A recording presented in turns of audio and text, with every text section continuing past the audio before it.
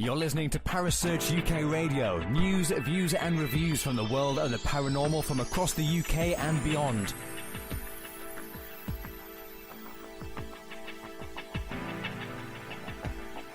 Find us on Facebook, Twitter and the World Wide Web. Parasearch UK Radio.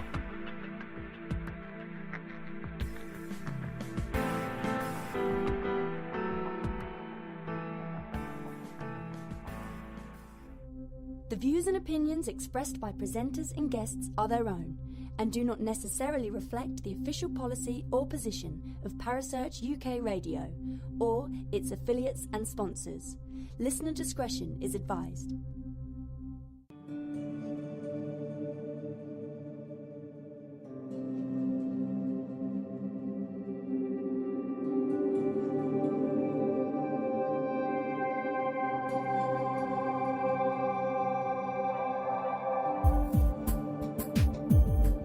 You're listening to The Spirit Dimension with your host, Kerry Greenaway, right here on Parasearch Radio.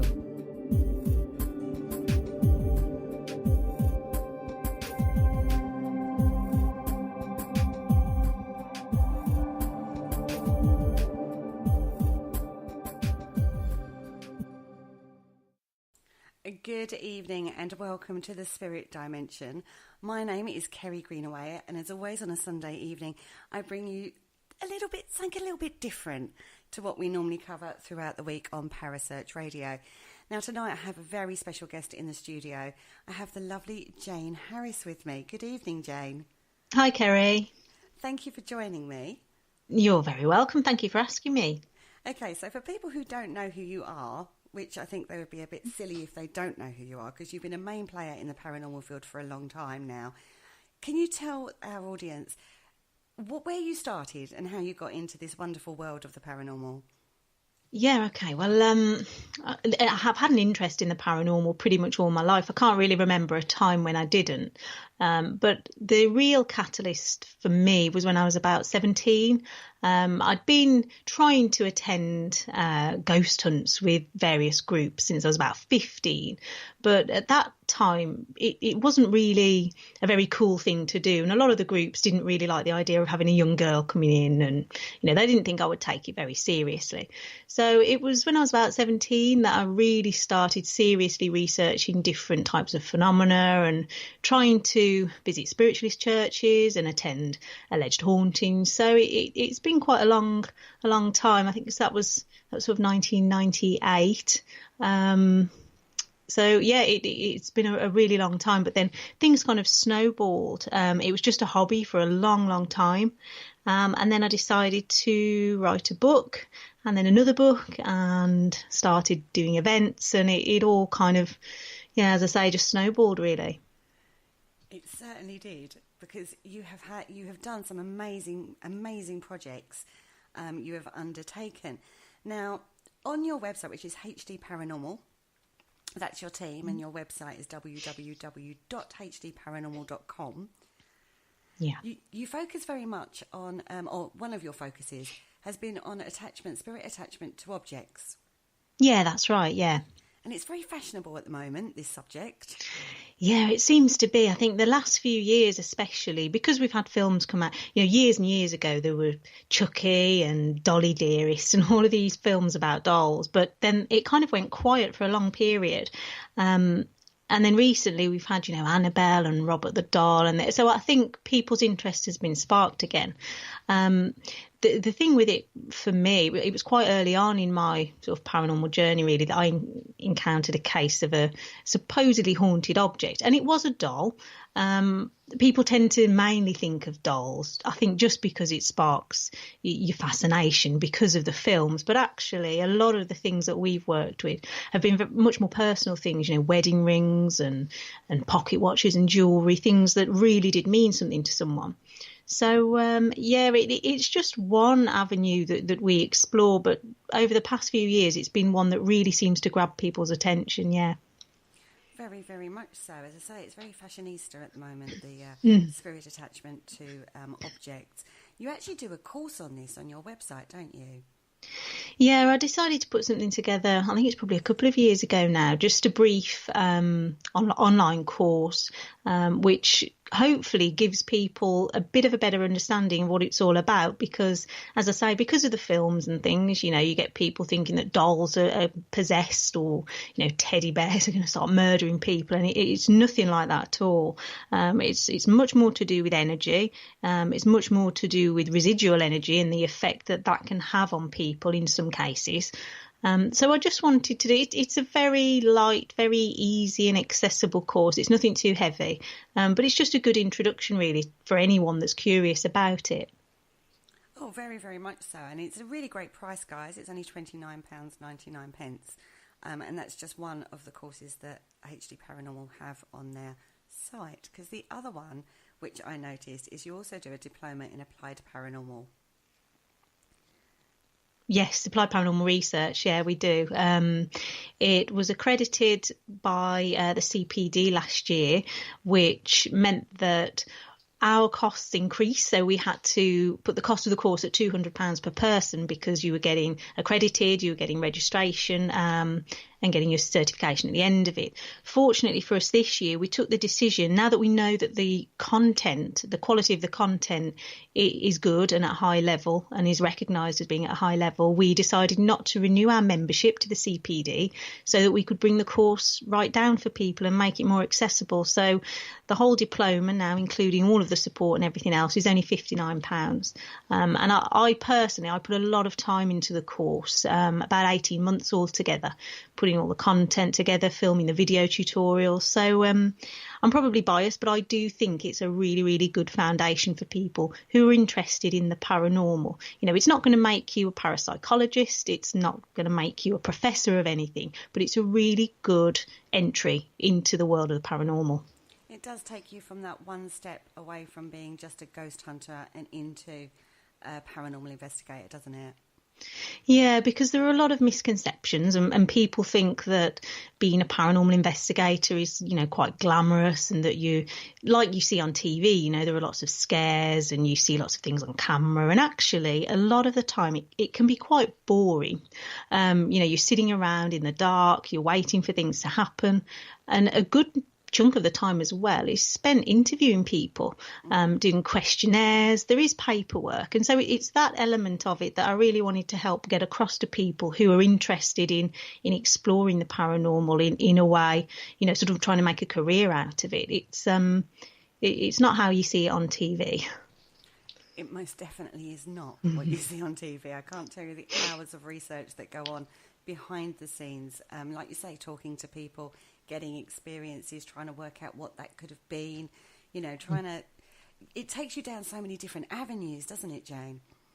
It does, yeah, and you have to have almost a critical approach. You have to be really critical of yourself and of your own evidence, because if you go into a situation assuming that everything you experience will be paranormal, then you're actually not really evidencing anything or obtaining anything that's solid or valid. So it's about that analytical approach as well. Part of the course, there are 10 different modules, and each module has an assignment.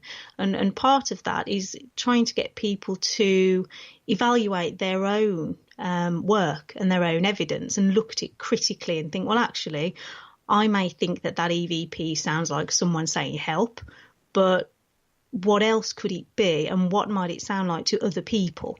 So it's there are some interesting elements of the course as well. It teaches about all the different divination techniques, all the different gadgets and gizmos that you can use. But as I say, it also teaches the boring stuff as well, about getting insurance, making sure that you're covered if you or a member of your team gets hurt, what happens. Mm-hmm. So there are some important, serious elements to it as well. It's well worth looking at, guys, if you are wanting to take your investigating onto the next level, and it's an amazing price at £59. And for that, you also get a copy of the Paranormal Investigator's Journal, which was written by Ashley Knibb. Yes, indeed. Yeah, you do. That was an idea of Ashley's, actually, and I can't take credit for that at all. He felt that it would be a really good sort of added bonus for people who were coming onto the course to get a copy of that, because they can start logging down their experiences and sort of detailing well, where they went, what the time was, what happened. So I think it's a brilliant idea, and I haven't got a copy myself. I'd quite like one, actually. It's great. I've got a copy. Have you? I'll have to ask him to send me one. Everyone needs to send you one, Jayne. We'll get on to that. I'll get on the case. I'll get on the case for that. I'll nag him for you as well. Don't worry. Thank you. But it did highlight to me one thing, the Investigator's Journal, and something I've learned is in regards to researching as much as anything else. When I've looked at paranormal cases to try and work out what's going on, is the timeline is so important, isn't it? People don't realise how important exact points of time of the activity that happened. Yeah, because you need that so that you can cross-reference. If you don't log down the exact time that something's happening, then you won't know if that coincides with something happening in another part of the building or across the other side of the room even. So, definitely. You're kind of lost. If you haven't got the basics, you can't go any further with it, really. No, I completely agree. I'm looking at a case at the moment, and the timeline is, it's awful. There isn't one, basically. It's like trying to find a needle in a haystack and try and pin stuff down. It's impossible to do. And this is one thing that your course is actually, outlining how to do an investigation, and so you can work with it and try and work out what's going on. Yeah, that's it. I mean, I'd never say that I'm a complete expert, and I'd never sort of tell people this is the way that you should do things. But I think I've got enough experience now to know the mistakes I've made in the past, and the things that I wish I'd done in the early days that I do now. So it's just about sharing my experience and the bit of knowledge that I've amassed over the years. I think that's an incredible tool, is passing on the experience that you've got. Which happens with somebody that's been in the field a long time. They get quite frustrated with somebody that's just started investigating because you have that experience. Yeah, one of the things for me, because I originally trained as a counsellor before, I'd always been involved in the paranormal, sort of, as I said, as a hobby, and I'd always attended investigation things, but it was always in my spare time. But because I trained as a counsellor originally, one element of being a paranormal investigator that I think a lot of people don't realise or don't think is that important is the element of you are going into someone's home. You need really good listening skills. You need to really understand what's going on for them. It's not about someone saying, can you come to my house because I think it's haunted, and you storm in there and you set up all your equipment and you just see if you can, catch a ghost. Mm-hmm. It's about building a relationship, a relationship based on trust. A lot of the questionnaires that I use, there are some quite sensitive questions that you have to ask people because it could potentially help explain why they're experiencing things. For example, do they drink alcohol? Are they drug users? Do they have any mental health issues? They're really, really sensitive questions. But if you're not sort of getting to those really nitty-gritty things, you may never get to the root of what they're experiencing. Oh, I totally agree with you, because it could be a lot to do with that sort of thing, couldn't it? Yeah, it sounds all sort of really heavy and quite boring, but once you've got all of that part out of the way, then you can get onto the potentially more exciting stuff of actually trying to capture some evidence. Oh, definitely, and that's what we're all trying to do. Yeah. So, out of all the investigations you've done, what's the most exciting piece of evidence you've captured? Most exciting piece. Well, when I first saw it, actually, one of the most exciting things for me was a video that we took at home, actually, with a puppet that we'd been given and we'd put in a sealed cabinet. And we filmed the puppet. We always, when we have an item that we're trying to evaluate or get some evidence from, we always isolate it as much as we can. So we put it in a sealed cabinet and we set various cameras up and temperature gauges and all the rest of it just to see if we can catch anything unusual. And one morning I was reviewing footage, as I usually do, and I saw what looked like something moving inside the glass cabinet. And the more I watched it, I could see that the wooden operating cross for the puppet was moving very slowly. I think it started off as upright, and it moved and moved and moved, and it ended up lying down on the bottom of the cabinet. And that was really exciting because I couldn't explain it. It wasn't scary, it wasn't jumpy, it wasn't, oh my God, what was that? But it was just really, really intriguing. We've had some quite good EVPs as well, but you always have to be critical about them. And sometimes when I listen to them at 3 a.m. in the morning, I think that's absolutely a voice. But then when I listen to them the following day, with fresh ears and a fresh mind, you think, well, actually, no, that probably isn't anything. But in all the years I've been sort of doing this kind of thing, I'd say about 19 years now, you don't actually capture that much. And what you do, you don't tend to share with many people because, unfortunately, a lot of people are quite cynical about paranormal evidence. And I think that's because there is unfortunately, so much fake evidence out there. So it's a difficult one. You have to be super, super critical and not let yourself get too carried away. Oh, most definitely. Now, one thing that has been said about you, Jayne, is that you have defeated the industry in regard to sexism, and you've actually become one of the best-known female paranormal researchers in the UK. Yeah, I know, wow. That's quite a title. Yeah. Have you found this then, that you came up against blocks because of the male-female gender?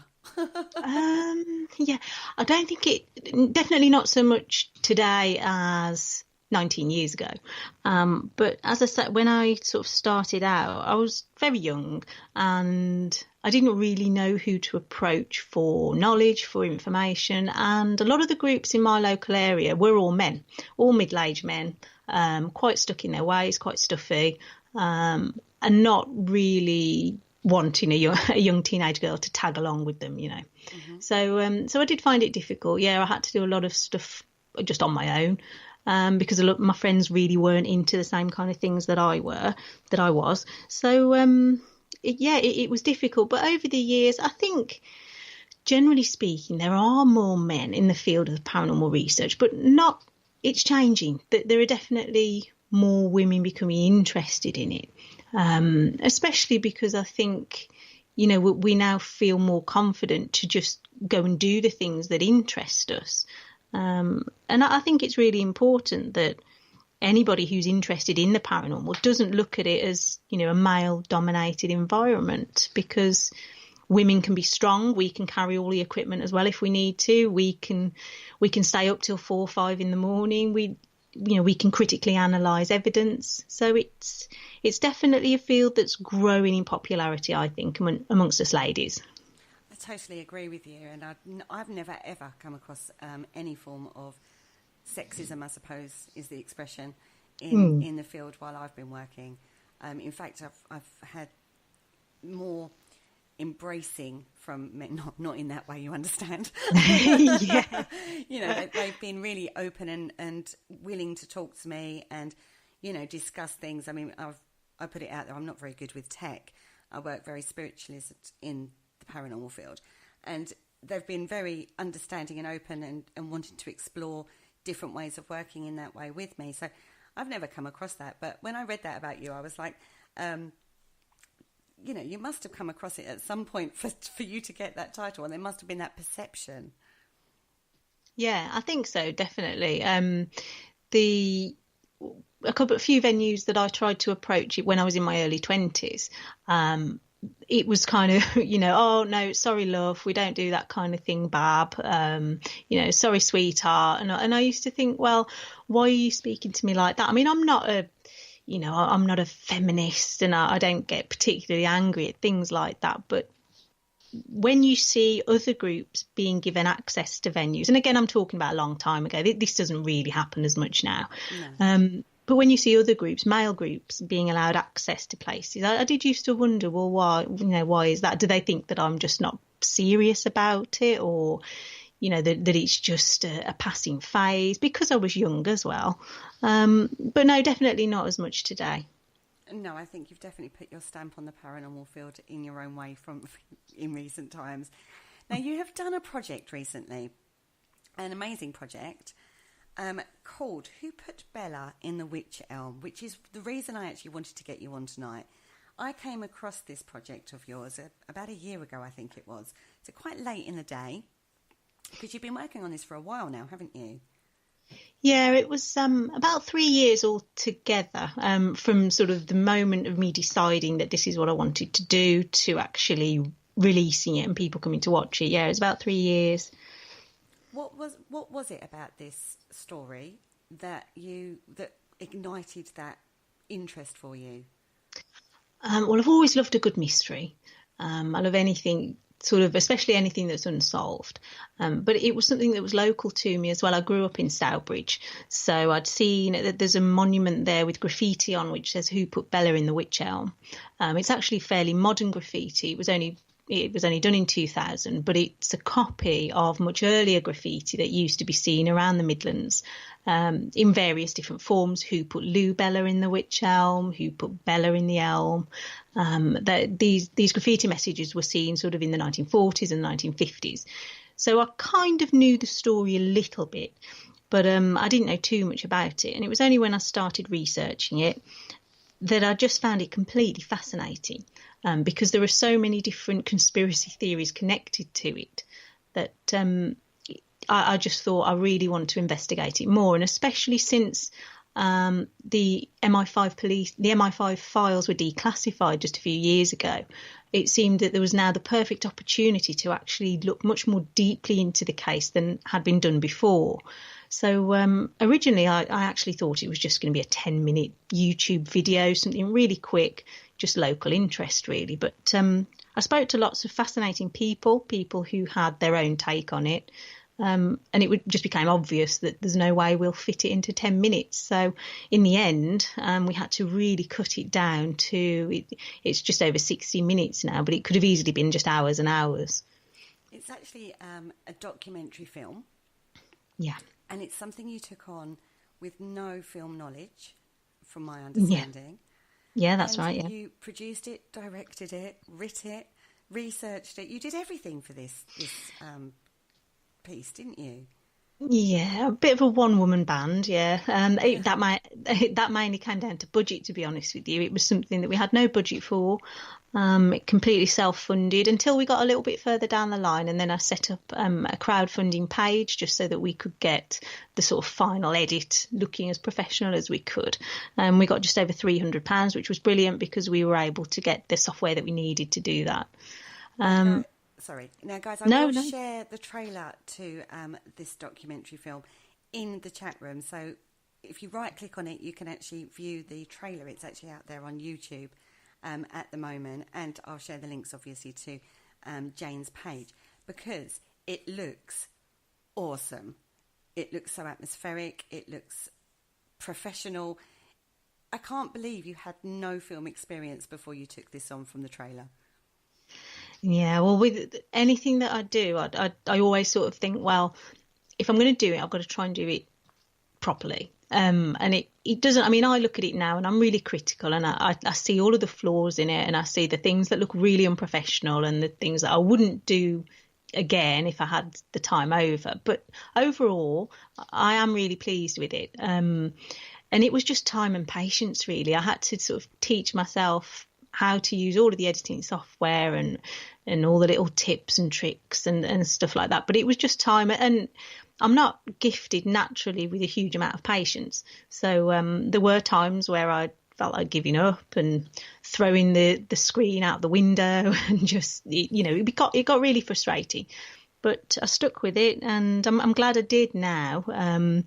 In sort of the final week, I do remember saying to my husband on several occasions, I'm never doing this again. This is just horrendous. But looking back now, I would do, because it's been really well received. So it was all worth it. I would say so, because as I say, from the trailer and from what I've been hearing from people that have done reviews and seen it, it's absolutely fantastic. And it really does capture the story of Bella. Now, can you give us a little overview, without giving too much away, because we want everyone to go and see what you've done, a little bit about this tale for me, please? Yeah, of course. So In 1943, human remains were found hidden in a hollow tree in Hagley Wood near Stourbridge. They were found by 4 young teenage boys who were just out poaching, actually, just looking for birds' nests. And police were called in and they found almost a complete skeleton. There were some bones missing. And immediately, because it was during World War III, one of the theories was that she was a spy. The area was known for having spies drop because of the munitions factories across the Midlands, so it seemed quite credible. But also another theory that came up was one of witchcraft, because the area of Hagley Woods and Witchbury Hill, which is right opposite the woods, apparently it's known for gatherings. Local people have said, we've seen groups going up there, flaming torches, and decapitated stags have been found, and all sorts of things. So it very quickly sort of led to, well, she was sacrificed, she was part of a coven, and also because one of her hands was missing. So there was a lady called Professor Margaret Murray who was a witchcraft expert, and she claimed that that's the hand of glory. The hand must have been buried somewhere close by. So it kind of fueled the theory. But there were lots of others. She hasn't been identified. One of the twists is that the remains are now actually missing. There were stories of files going missing from the police records department, and it appeared at one point that there had been a huge cover-up. So that was one avenue that we really wanted to explore, and we did.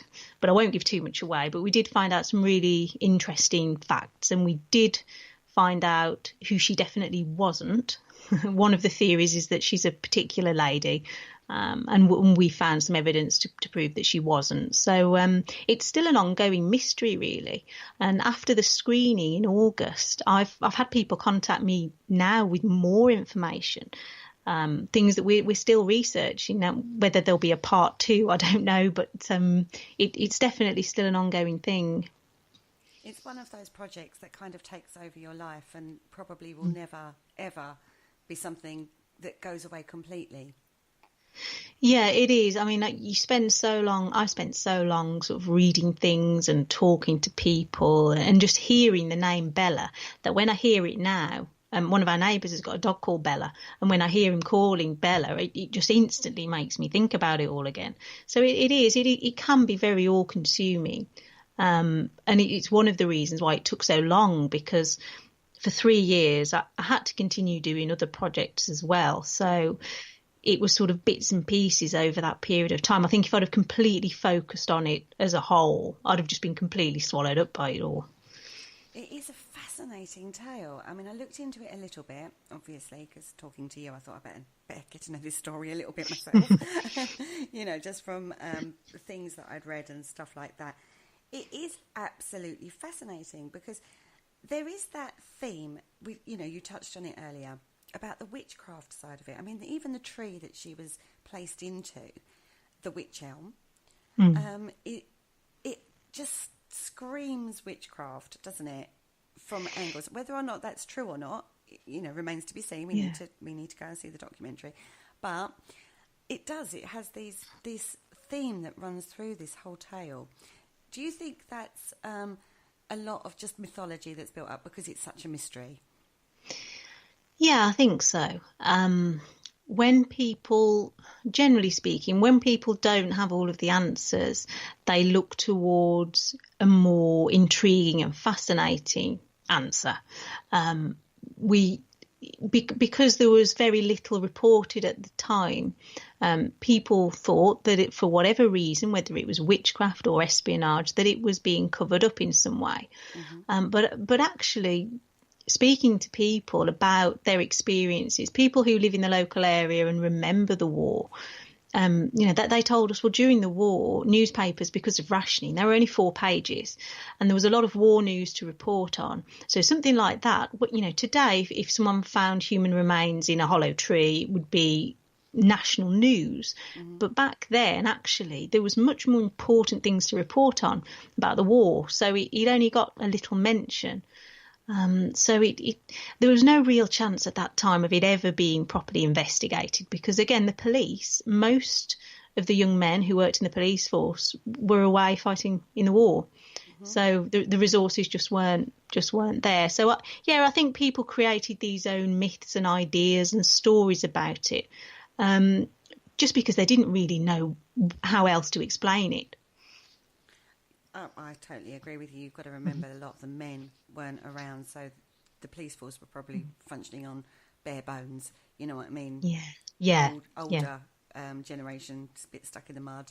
You know, not necessarily keeping up to date with things and stuff like that. It must have been very difficult for them. Yeah, I mean, we spoke to someone who went to school locally there, and he remembers the police going in and asking all of the young boys to go and help search in the wood and look for bones. So when you think about today and contaminating a crime scene and all that kind of stuff, it wasn't on the agenda at all back then. All they wanted to do was recover all of the remains. Which they did. Yes, nearly all. Yeah. Nearly. Yeah. Now, you mentioned something called the Hand of Glory. Mm. And that is a ritual in witchcraft, allegedly. Not heard of it happen before. Can you tell us what that is about a little bit, please? Or is that too much information? No, I can. Some of the theories, some of the rumours about Hand of Glory were around the magical properties of the hand. So it's said that if someone was murdered, that the hand should be removed and it should be buried because it would stop the soul from rising again. We spoke to Ashley Mortimer, who is the director for the Centre for Pagan Studies. And what he doesn't know about witchcraft isn't worth knowing, probably. And he sort of gave us a lot of information about the history of paganism and witchcraft and Wicca. And there were some references in some of Doreen Valiente's books of shadows to the Hand of Glory. But I won't spoil it for anyone because it is in the documentary, the connection there. But we looked into it quite a bit. Actually, it's not something that really you can find any evidence of any group practicing. But some people think, there's no smoke without fire. It must be something that happened at some point historically. But I think that maybe there are more just normal explanations for why the hand was missing. And we will have to see the film to yes, understand that a little bit deeper. But yes, you're right. We know Ashley Mortimer here at Parasearch, and he's actually a really good friend of mine as well. He's an absolute font of information, isn't he? He is, yeah. And nothing's too much trouble. If any sort of question about anything to do with paganism or witchcraft, Ashley's happy to share his knowledge. He's amazing, as I say. I can't retain information like he can. He just rattles it off. Yeah, I'm just like, I'm awe of people like that. I have to have it written down, otherwise I lose that kind of information. Now, there are loads, like you said, there's loads and loads of different theories regarding Bella in the Witch Elm. And there's even people that have said that they know who Bella is and who did the crime. And one of those was a guy called Jack Mossop. Now, I know we're not going to go into too much detail because we want people to go and see this movie because it is absolutely awesome. So he got confined to a mental hospital, didn't he? Yeah. The name of Jack Mossop came up because his ex-wife contacted in the 1950s, so about 10 years after the body was discovered, she wrote to the Express and Star, and she'd left him. Well, he'd since passed away, so she was married again, but she contacted the Express and Star with quite a mysterious note along the lines of it's nothing to do with witchcraft, but and I know the person who did it, but they'll never be brought to justice because they've since passed away. It was much more eloquently put than that, but that was basically the premise of the note. And she met with the reporter and gave much more information. And she claimed that her husband, Jack, had admitted to killing this woman and putting her in a tree, doing it with a friend of his. The interesting part of it is that Jack Mossop did work at a munitions factory, and apparently he'd had a friend who was a Dutchman who had a Dutch girlfriend.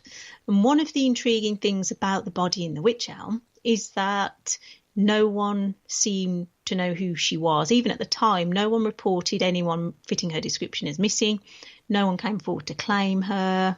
There were no medical records or dental records that matched her. So one of the theories was that, well, she must be foreign. She must have been a spy. She must have been dropped in from Germany or, from somewhere else. Mm-hmm. But so it kind of linked in with the Jack and a lot of people think that the Jack Mossop connection is the most credible one. You do question why she waited 10 years before coming forward with any of that information. But people do, if she moved out of the area, maybe she just wanted to forget about it. But yeah, it is an interesting connection. There are lots of bits and pieces that tally up with it. They were from the village of Claverley, which isn't too far from Hagley. And Jack Mossop was known for wearing an RAF uniform. He used to walk around the village of Claverley in this uniform. But according to his records, he was never in the RAF. The interesting thing about that is that around about the time that they believe that the body was put in the tree, one of the local Home Guardsmen reported seeing an RAF man sat in a car up Hagley Wood Lane, which runs parallel to the woods. So there's sort of bits and pieces, depending on which theory you want to believe, you can put pieces of a puzzle together to sort of fit. But in truth, you could take it anyway, really. I don't think we'll ever truly know who she was. But maybe we will. Maybe the body will turn up and maybe it can be DNA tested and then we would know. Yeah, that's true. So the remains are missing. So it's very difficult to get definite confirmation on, who she actually was. How did she get called Bella in the first place? It was all down to the graffiti message. There was a message that appeared in Birmingham, actually, which said, "Who put Lou Bella down the Wych Elm?" And no one knows who wrote the message, although we have been told that police did identify the person and that person admitted just to making up the name. But we don't know that that's true. It was followed by other variations of the message. Someone put "Who put Bella in the Wych Elm?" And then eventually all of the graffiti messages began saying "Who put Bella in the Wych Elm?" Right. But one of the things about it is, of course, we don't know. Someone may have just plucked that name from the sky. And because police were really focusing on that name because they had no other leads, they may have completely missed, the real identity of the woman. That's true. That's very true. Because as I say, it's a very strange, like Lou Bella. I don't know. It's not particularly common. I wouldn't have thought. No, I mean the area was quite popular with travellers at the time in the 40s. There's one area quite close to the woods where travellers used to pitch up. Some people have suggested that the name Lubella is actually a traveller name, and it's derived from bluebell.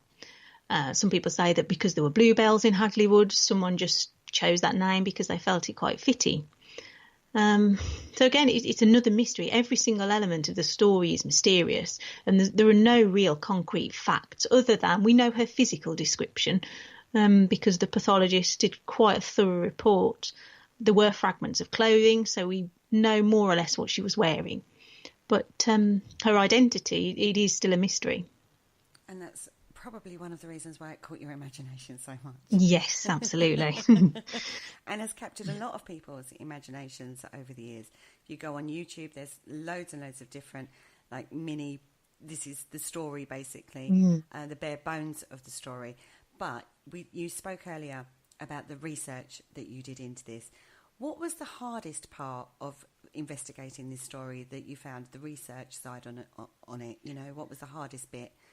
The most time-consuming bit was going through all of the old police reports because they're all, a lot of them now are just scanned images, and it's really difficult because a lot of the notes from back then are handwritten, so you have to try and decipher what they're trying to say and names and dates and places. And one of the most interesting things to read were the witness statements, because when you Google "Who put Bella in the Wych Elm," you see all of these names pop up, as you say, Jack Mossop and and Joseph Jacobs, who was a spy, and to actually see their statements and read their own account. It's something that's not out there in the public domain. So it was fascinating, but it was really difficult as well, because I found myself after a couple of weeks of, say, focusing on one person's statements, and you think, oh, actually, this is looking like it might be this person. You suddenly read something else that throws it all out, and you think, oh no, I've got to start again now with a different person. So it's really, really time consuming, frustrating, but fascinating as well. One of my favourite things was looking through all of the old police photographs, because there are photographs there which have never been in the newspapers. They aren't online. And you think, wow, there are all of these photos that you see when you Google Bella. Yeah. There's one of the police drawing, the outline of what they think she looked like. There's the one of the skull, there's the one of the tree. But there are a lot of other ones in the police files that really put you at the heart of the scene. Photographs taken down the trunk when the skull is still in there. Really fascinating. And I've put some of those on the DVD. The documentary is also available on DVD, and there are police files and reports and photographs that I've put on there for people to have a look at, because you can't really get hold of them unless you go to the National Archives in London yourself. Which is something, if you're researching properly, it's a valuable source of information.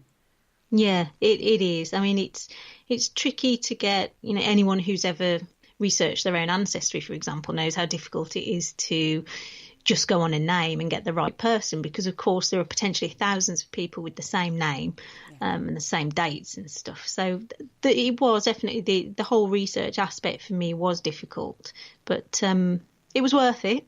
I would do it again, but I think I'd do it in a much more methodical way next time, because with this I found that I was still researching when we'd started filming.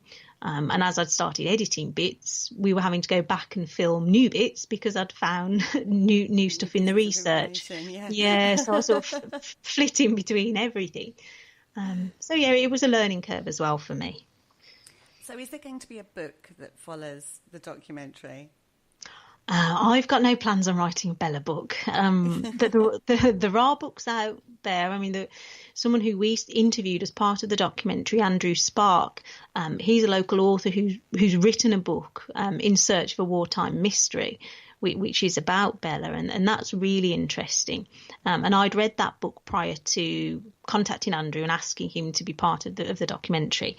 So that there are books out there. No, I've got no intention of writing one. Having written 2 books before, I would take the filmmaking any day over writing a book. I think it's just so time consuming and frustrating. So not from me, maybe from someone else.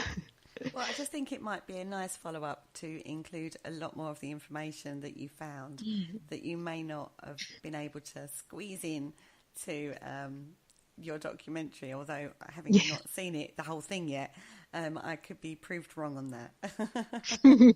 There are things that we didn't include. There are leads that we didn't include because we thought we want to keep this to around an hour. So we'll focus on the 3 main conspiracy theories. But yeah, there are stories about conversations happening on trains in Canada between RAF officers, sort of discussing the case before she was found. So it could potentially take you all over the world if you wanted to really get stuck in to the case. Germany, there are things, there are people in Germany who know about it, who apparently have connections to it. So it's, as I said before, it could be all consuming. Very much so. So I want to take you to the very first screening of your documentary. Yeah. How did that feel? This is your baby. This is something you spent 3 years on. You've worked and learned so much along the way. How did that feel, that very first screening night? I was absolutely terrified because, as you say, it was just one of those things that really only myself and 2 other people had seen any of it prior to that. And so, it was completely terrifying because I thought, oh my God, what if they don't like it? What if it's awful? What if it just comes across as really amateur? So I was really, really nervous. I was nervous as well because I had to introduce it. And originally we'd only expected about 40 people.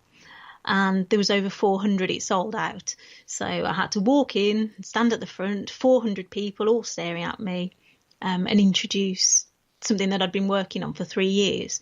So it was absolutely terrifying. Once I'd done it, it was brilliant. Once I'd sort of spoken to everyone and it started rolling and everyone was watching it, I felt better. Mm-hmm. But it was quite surreal. I'd never intended to hold a screening. It was a suggestion made to me by a friend who works for a local newspaper, and she'd said, Bev Holder, she'd said to me, why don't you hold a local screening? And I thought, yeah, why not? Hire a small room somewhere, 40 or 50 people, maybe they'll find it interesting. So it took me by surprise. I think it took the town hall by surprise as well, because they said to me they rarely sell out for anything. So it was very surreal.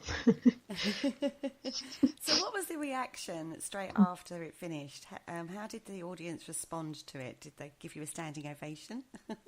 They didn't. No, they clapped. There was a round of applause, which was really good.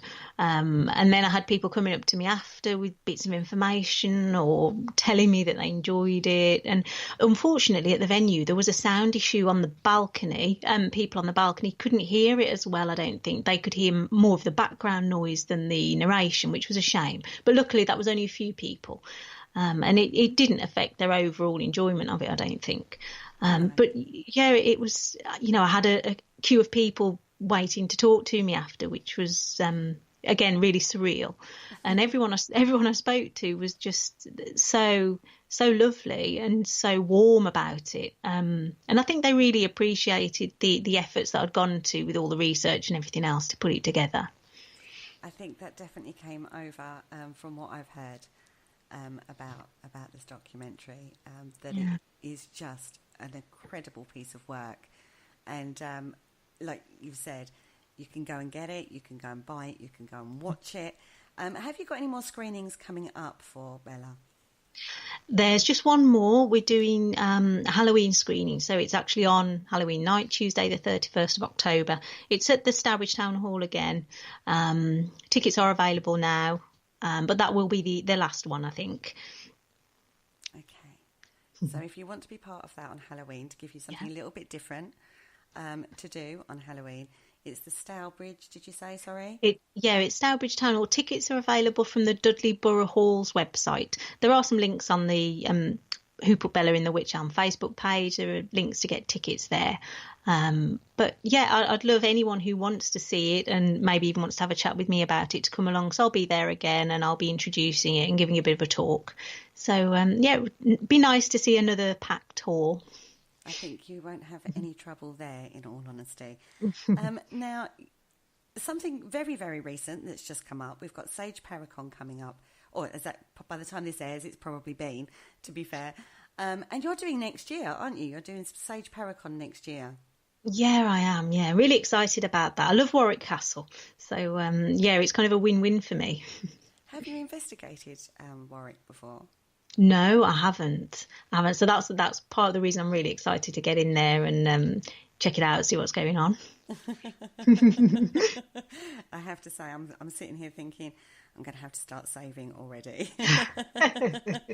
because it is one of the best paranormal conventions in the UK. Have you done any other conventions?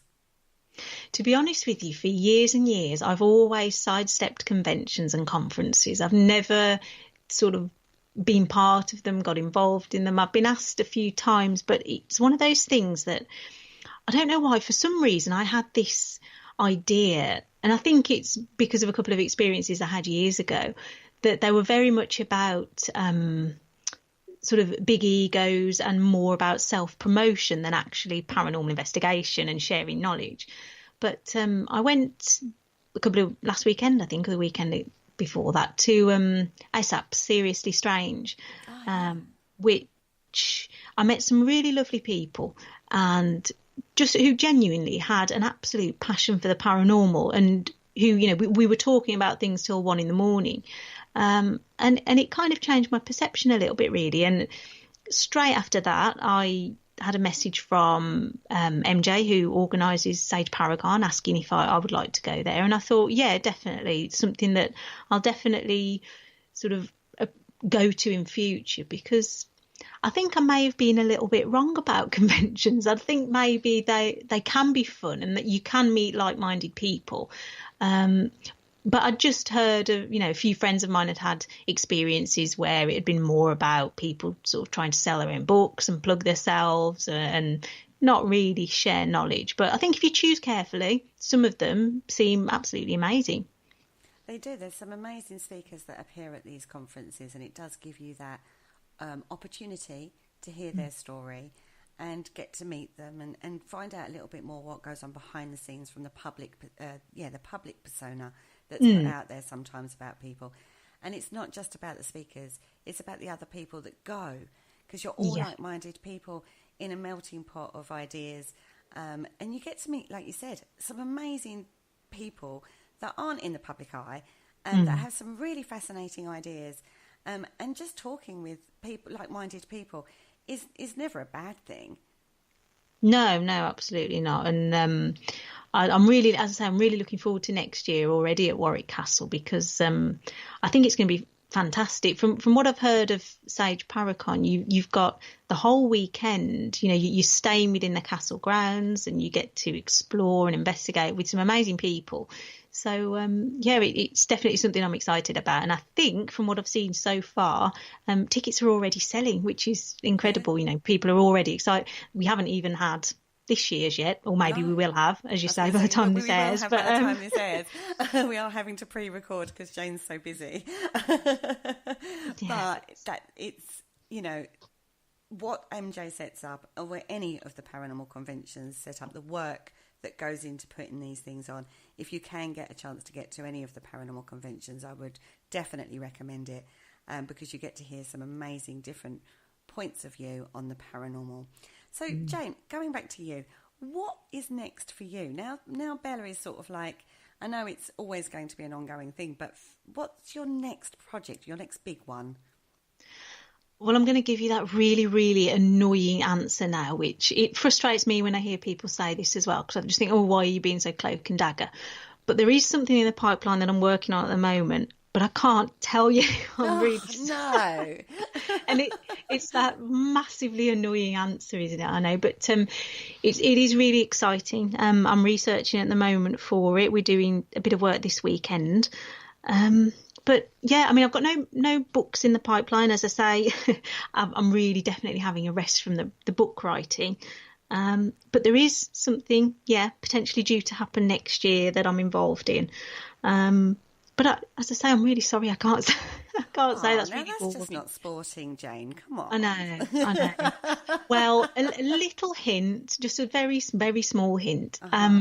This weekend I am location scouting. So I'm going somewhere to explore it, because it's never been explored before. It's never been seen on TV or anywhere before. So it's something a little bit different. Still in the paranormal vein, still sort of supernatural-esque, but that's all I can say, really. I'll get excited about it already. I'll get hung if I say any more than that. I'm sorry. No, that's absolutely fine. It's absolutely fine. You don't want anybody stepping on your toes with it. You get very I don't know about you, but when I'm researching a project, I kind of keep it really close to my chest, because I don't want somebody else I just like to keep hold of it and see where I go with it, rather than anybody else getting too involved. Yeah. Well, the other thing is as well, of course, you don't know I don't know if we'll actually end up going anywhere with it. So I don't want to sort of also get other people excited and then nothing happens, because I think that's awful. So, I mean, one thing that I definitely can tell you about is our next public event, which is on Halloween. It is sold out, unfortunately. If anyone wanted to come along, I'm sorry about that, but it's on the 28th of October. We're going to a place called the Wood Norton Hall, which is in Evesham, in Worcestershire, and it's an amazing building. It's a listed building, and it was owned by a really eccentric French duke, and he had polar bears and all kinds of wild animals in the grounds. And it's never been investigated before, which is just bizarre to me because there are so many stories connected to the place. But I think they've just never wanted to open their doors. So we're really excited to be the first team to go in there and check it out. But we're taking along some unwitting members of the public, I suppose you'd say. They don't really know what they're in for. Maybe nothing, nothing may happen. But yeah, I'm really looking forward to that. It's been in the planning for quite a while. That sounds fantastic just in itself. It's very, very rare you get a location that hasn't been investigated these days. I know, and that's what I try to do. I mean, I know there are some fabulous places out there, but personally for me, I think when somewhere's been done to death, if you pardon the pun, it kind of knocks the shine off it for me. I don't get as excited about it because I think someone once said to me, a very good psychic medium that I used to see quite a bit, said to me that potentially when you investigate a location over and over again, week after week, month after month, the energy level just drains. It's like playing a tape over and over and over again. It becomes weaker and weaker and weaker, and eventually people will stop experiencing things in that location. Now, I don't know if that's true or not, but I know of some places that when I used to visit them years ago, it used to seem quite active. And when I've been back sort of over the last 12 months, we haven't really had anything. So maybe that is true. I don't know. But that's why I do get excited about new places. That is a concept I've heard before as well. The draining of the energy of the location can affect the activity that happens there. Yeah, I mean, we don't know, do we? One medium that we use, he just says, well, spirits get fed up, they get bored, they want to be left alone. And if different teams keep coming in all the time, they just stand back and they don't keep coming forward because they want to be left in peace kind of thing. And a lot of the historic properties that I've visited just privately, they say the very same. They say, we know we've got ghosts here, but they're quite happy. They're living here alongside us and they don't really want to be bothered. So maybe there is something in it. Who knows? It's one of those little concepts that we'll probably never find the reasons why or how or who. Or It's one of those situations. What's your most favourite location that you've investigated? I love Edinburgh. I love Greyfriars Kirkyard. I love the Covenanters Prison, the Mackenzie Poltergeist story, even the underground vaults in Edinburgh as well. There's a real draw for me there. We used to go a couple of times a year and we haven't been now for about 18 months. But I think, generally speaking, that's always where I consider to be my favourite place. I see. Scotland, it's on my bucket. I've got a huge bucket list, Jayne. I can't tell you how big my bucket list of investigation sites. Scotland needs to be at the top because it's absolutely fantastic. Honestly, it's brilliant. I do feel a road trip might be coming on very soon. Yeah. Well, mind you, my road trips end up being coach trips because the amount of people that go, oh, I'm going to be doing this. Oh, can I come? And it ends up being, oh, okay, this is now a full-blown coach trip. That's all right. There's nothing wrong with that. Nothing wrong with that at all. So, the rest of the year, you've got a lot going on over Halloween. Are you then going to take a break? Are you then having like some time off over the rest of the year, or are you always out and about investigating every weekend? Not every weekend, but I am always kind of doing something at some point. But generally speaking, I tend to have a bit of a break throughout December, a little bit of January. Just purely because we always tend to go away over New Year because it's my birthday as well.